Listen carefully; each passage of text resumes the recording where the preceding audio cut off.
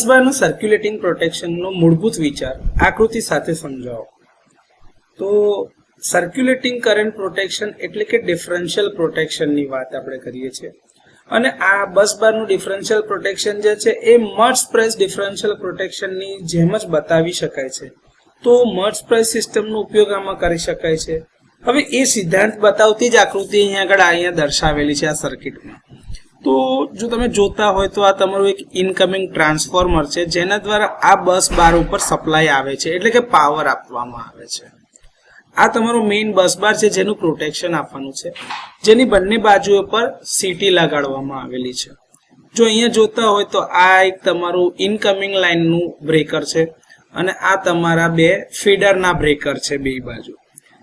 આ એક તમારી મેઇન ઇનકમિંગ લાઇનની સીટી છે અને આ તમારા આઉટગોઈંગ જે બે બ્રેક ફીડર છે એના માટેના બે બ્રેકર અને એની સીટી છે.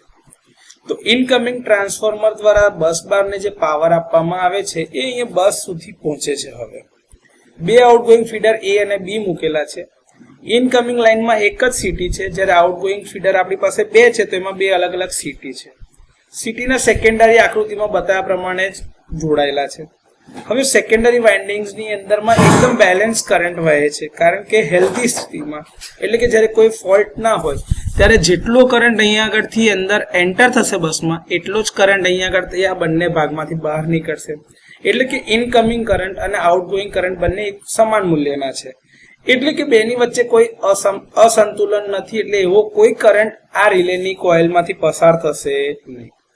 જો રિલેની કોઇલમાંથી પસાર નહીં થાય કોઈ કરંટ તો રિલેની કોઇલ એનર્જાઇઝ નહીં થાય, એટલે રિલે નિષ્ક્રિય રહેશે, એટલે કે નોન ઓપરેટિવ, રિલે ઓપરેટ થાય નહીં. પરંતુ જ્યારે ફોલ્ટ થાય છે ત્યારે આ બેલેન્સ તમારું ખોરવાઈ જાય છે, જેના લીધે આઉટ ઓફ બેલેન્સ કરંટ તમારી રિલેની કોઇલમાંથી વહે છે અને આ રિલેની કોઇલ એનર્જાઇઝ થશે અને બ્રેકરને ટ્રીપ કમાન્ડ આપશે. જેમ કે ધારો કે સમજો કે અહીંયા આગળ લાઇન ટુ ગ્રાઉન્ડ ફોલ્ટ હોય, આ બસ ઉપર અર્થ ફોલ્ટ થાય છે. તો હવે અહીંયાથી જે કરંટ આવ્યો એ કરંટ તો આવી જ રહ્યો છે, પણ અહીંયાથી હવે કોઈ કરંટ જશે નહીં કારણ કે અહીંયા ફોલ્ટ થયો છે.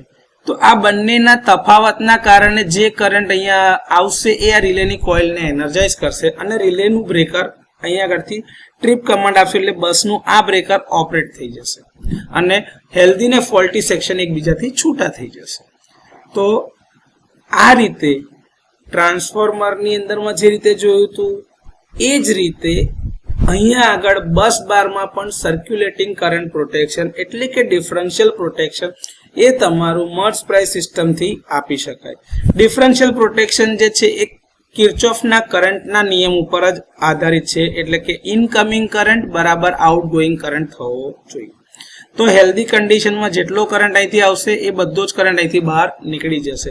એટલે કે બસ ઉપર એટલે કે આ જંકશન ઉપર તમારું જે એલ્જિબ્રિક સમ એટલે કે સાદો સરવાળો તમે કરશો કરંટનો એ મળશે હંમેશા 0. તો આ રીતે તમારા બસ બારનું સર્ક્યુલેટિંગ કરંટ પ્રોટેક્શન કામ કરે છે.